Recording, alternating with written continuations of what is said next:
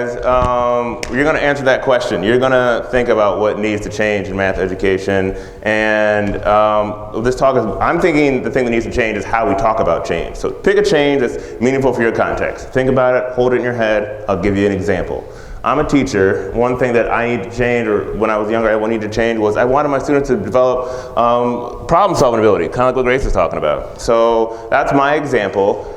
You guys have an example? Share it with someone next to you right now. Go.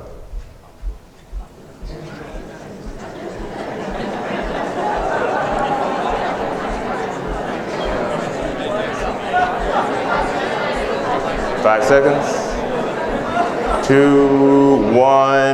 All right, so you got to change. Now, who's going to be involved in making this change happen? I mean, in math education, anything that's going to happen, somebody's going to do it. Parents, students, teachers. It doesn't happen on its own. It's going to be people. And because it's people, we have to deal with all of people's idiosyncrasies. When things go wrong with education, we're really quick to just blame other people. Oh, the teacher's fault, or hashtag stop Common Core, whatever it is. And that's great, but that doesn't actually get the change done. At the end of the day, we all want kids to do well, right? We're like one big happy family.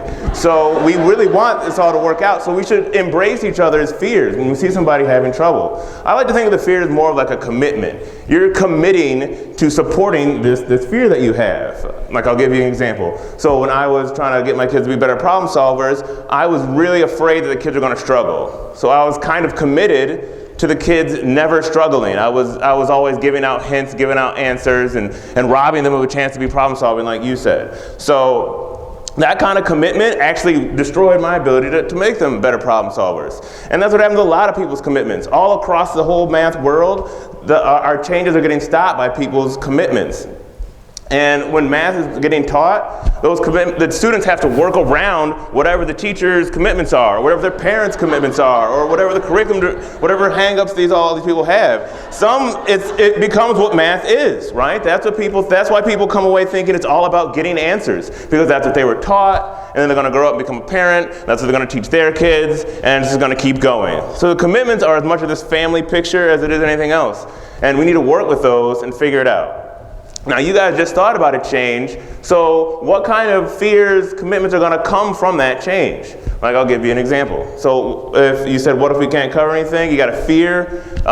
We're committed to cover everything, so you got a commitment. You got a fear and a commitment. So you're going to think about that and talk about it with your neighbor. Go.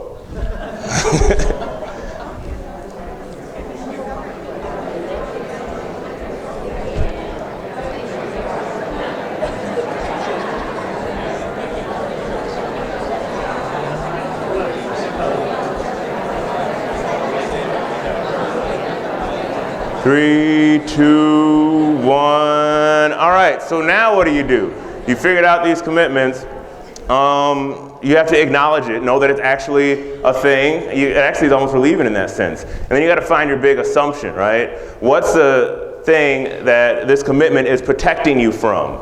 Because it's there for a purpose. It's operating in your subconscious for a reason. Like for me, I was afraid of the kids freaking out, and they'd hate math, they'd hate me. It would just, like all these horrible thoughts were in my head that if I let kids struggle, it would happen. It's another way to answer the question, if the fear came true, what would happen? So you get that assumption in your head, right? Plan an experiment and test it, like a hypothesis. So my experiment, I wanted to get a good problem-solving lesson from an online resource, that Math Forum, and then I did it with a small group of kids that I knew would be good to see if it would work.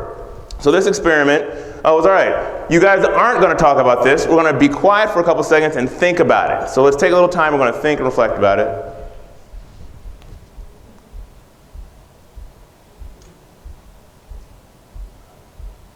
Hopefully you got an experiment that you can talk about with your neighbor after this, because we can't get it all done in 5. We're just not going to get it done. Sorry.